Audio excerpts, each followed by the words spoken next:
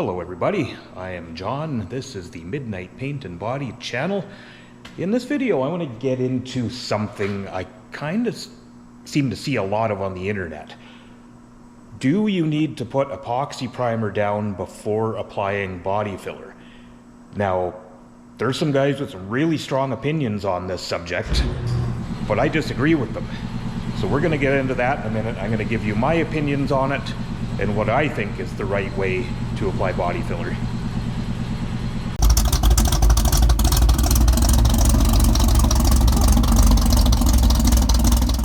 So here's our dent worked out from the inside, so we're just going to prep it for some filler. A couple other little dents as well. Oh, I better turn the air compressor on.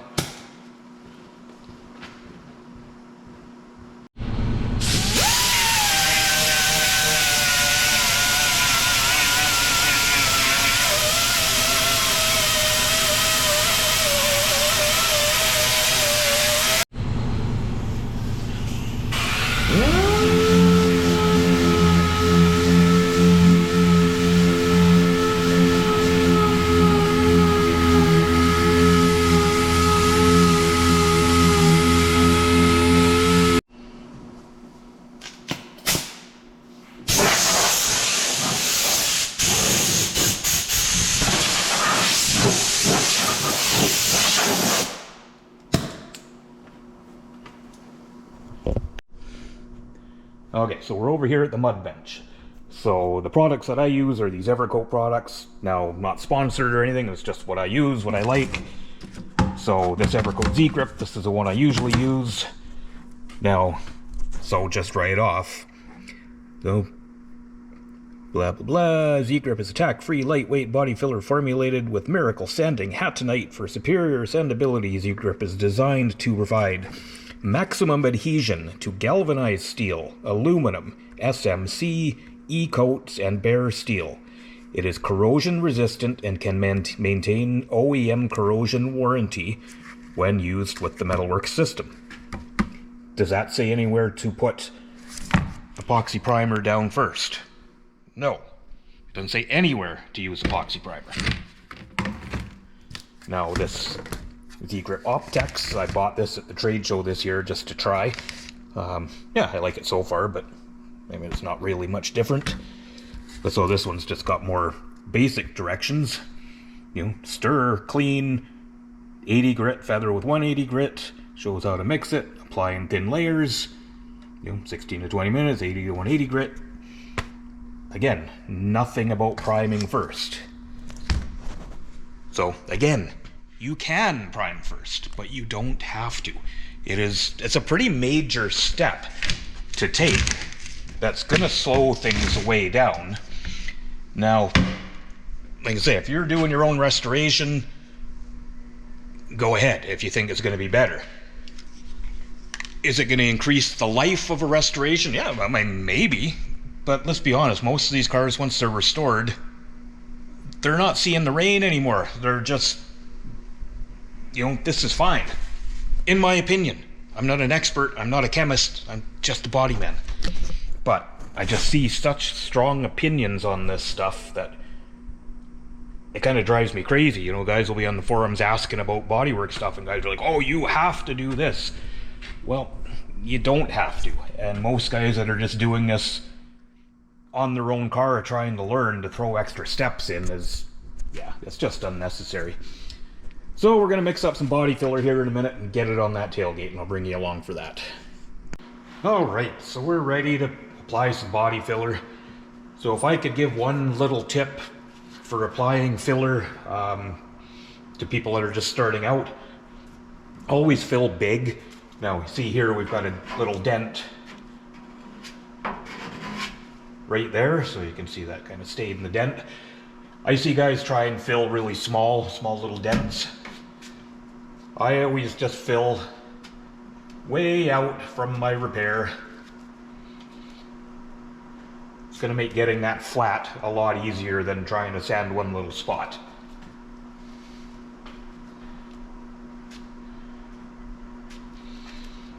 Now this is that Evercoat Optex filler. This stuff actually will change color when it's ready to sand. So now we can see how much that stuff changed color from that bright pink that it starts out as. It turns sort of a light green, I guess, when it's ready to sand. So it's actually been quite a while. I've already had lunch since it's been sitting, so we're just going to start blocking this off. I'm not going to take you through the whole bit of this repair. I basically just wanted to kind of show you the steps.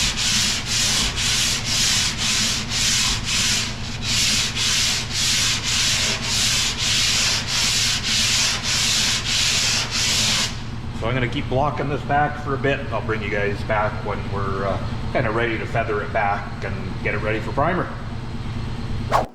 So there's our filler knocked off. So that is all there is to it. I didn't record a bunch of sanding and blocking, but now this is going to kind of bring me to another point. Again, guys, just the way I do things, and it's just something I've learned from experience. Now I see a lot of guys will put their filler right onto the paint. Personally, just me, I never ever put filler on paint. Whenever possible anyway, sometimes there's no way around it. Now, from personal experience, I have found that if your filler is onto the paint, that is where it's going to ring. It may not happen for a month or a year or 2 years, but eventually you're going to see a ring around that repair.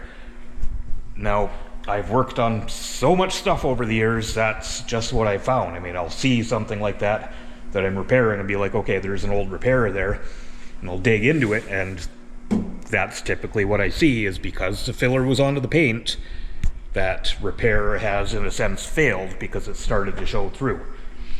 This is the way I do them. Bare metal all around the repair, epoxy primer to seal everything off, and then a couple of coats of urethane primer is going to be what we block out to flatten this surface. So now obviously, you know, we have different surface levels here. That's what our filler primer or our urethane primer is for. That's going to fill that stuff up, and then when we block sand that, we make it nice and flat before we paint it. The next thing is finishing putty. I see a lot of guys will just rough their body filler and coat everything with putty. To me, it's just sometimes it's an unnecessary waste of materials. It's an extra cost in the shop. Now, I mean, I'm not against using it when you need it, but I have sanded down my filler to where I'm happy with that, and primer is going to take care of it. Now, this little bit under here, honestly, I'm still feeling a little bit around the edges, and I think I might put a little squish of putty over this just to flatten it out, but I'm not puttying that whole thing because it doesn't need it. A couple of small little imperfections, I'll put a little putty in those. So again, I'm just telling you guys how I do things and what works for me, and you know, from experience, what I see fail in different jobs. So I'm just going to finish this up. I've got a little bit of other stuff to do on the truck. I want to get it outside today and sandblast the bottom of the rocker panels. But once I get this tailgate into the booth for primer, I'll bring you guys along for that, and we'll go through the steps of priming. And I've got another tailgate sitting here, a different job that was just a damaged new part, so we'll prime that at the same time. So yeah, see you guys when we're ready for primer. So we're ready for primer here, guys. Rear line.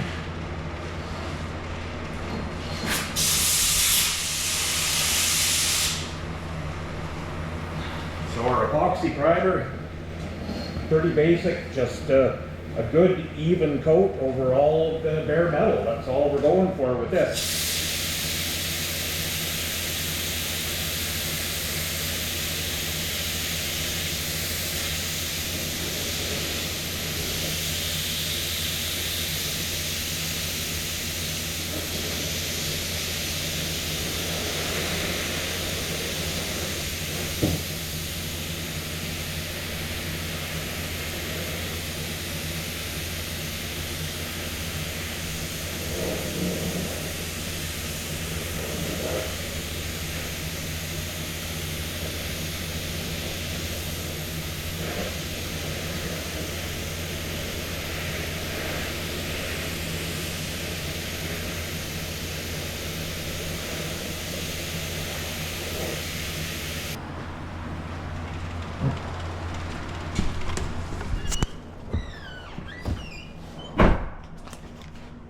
So I figured I'd bring it out here and show you guys what I am using.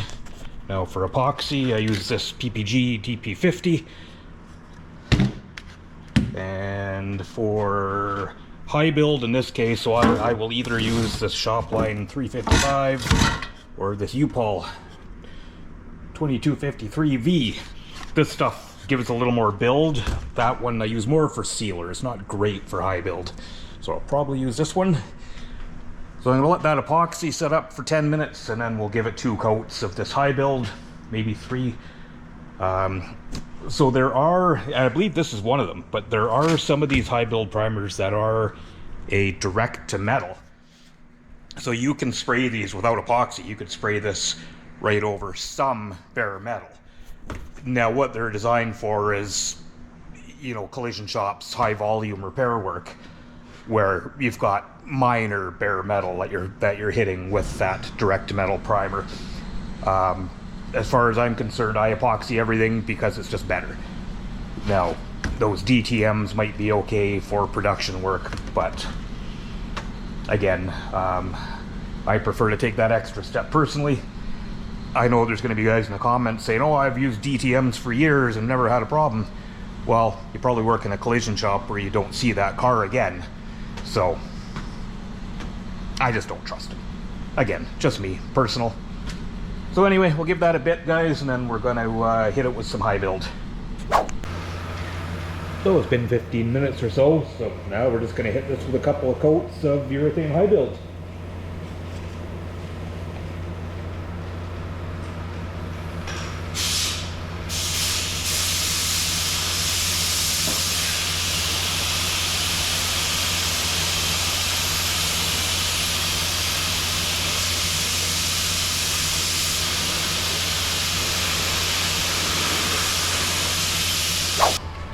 So just a quick look at our tailgate we were working on, guys. So just figured I would show you this step of it so it's all prepped up, ready to paint.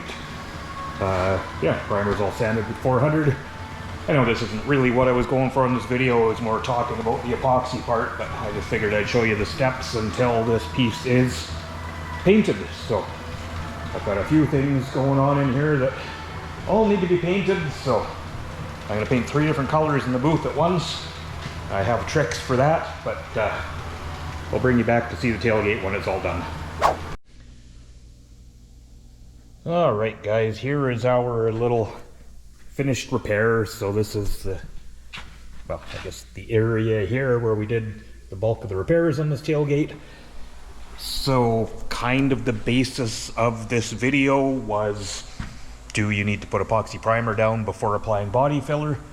As far as I'm concerned, no. Am I an expert or a chemist? Absolutely not. I'm just a dude that does body work. But, like I always say, just read the instructions. I have never run across a body filler yet that wasn't a direct to metal product. Is it okay to put epoxy primer down before your filler? Of course, it's fine. It's a good way to do it. But it is not necessary. On most repairs, you're not going to do it. Like I kind of said before, a big job like that, you know, absolutely epoxy it because it's going to be sitting in bare metal for a long time. You know, a good practice for sure. But for your basic everyday repairs, it is not necessary. So I am curious to hear what you guys have to say about it. If you feel it is necessary, let me know why. I'm always open to learn. But like I say, I think the chemists that make the stuff are the guys that know. So as always, guys, thanks for watching. I hope this helps somebody. If nothing else, we'll create a little controversy. I don't know. Thanks for watching, guys. Hope to see you in the next one.